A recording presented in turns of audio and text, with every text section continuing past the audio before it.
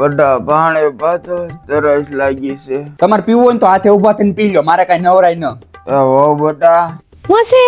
મને આજ મજા નથી ને, રોટલા ગળા નહીં ઉતરે તો શેરો બનાવી દેજે ને.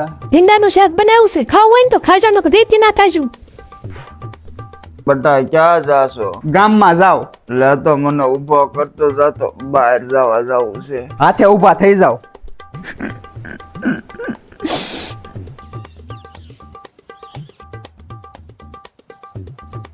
હે પિતૃદેવ, હરાજ જમવા આવો.